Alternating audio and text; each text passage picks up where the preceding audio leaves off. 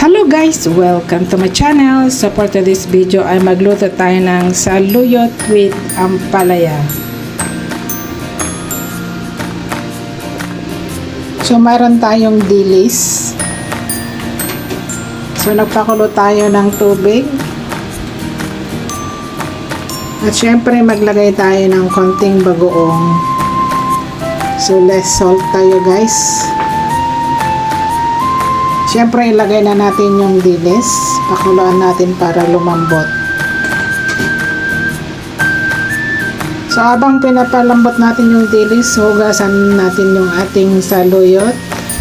So, fresh yan guys. Napakasarap.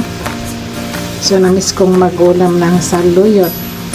At ang saluyot ay madaming benefits guys. Ito yung isa na gulay na maganda sa katawan. So, ang gagawin natin guys ay lutuin natin, wag natin masyadong lutuin para hindi madulas.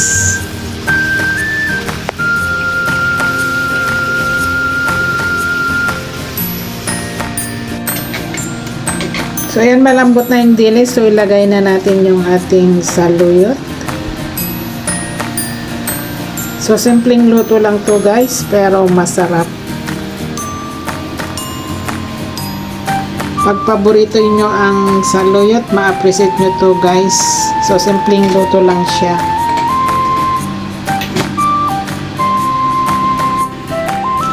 So, habang niluluto natin yung ating saluyot, so mag-chop din tayo ng konting ampalaya. So, ang ampalaya guys ay marami ring benefits sa ating katawan at paborito ko to guys. Kahit anong luto ng ampalaya. So, i-slice natin ng manipis para madaling maluto. So, ako lang naman ang kakain. So, kahit anong style ng pag-slice, okay lang.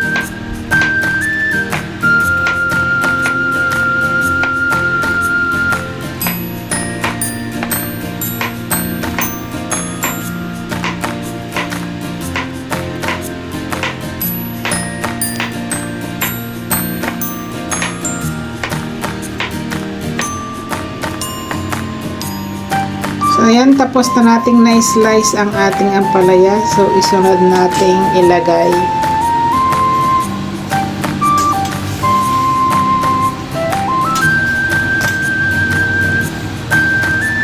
So, tignan nyo guys, hindi madulas yung sabaw ng saluyot.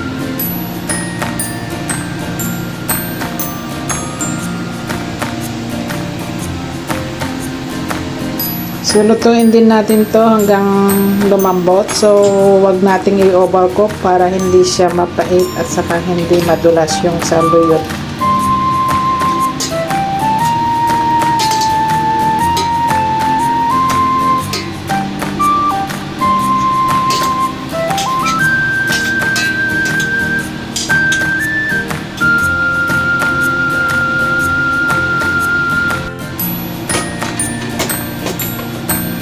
So, ayan, tapos na nating naluto. So, meron na tayong ulam.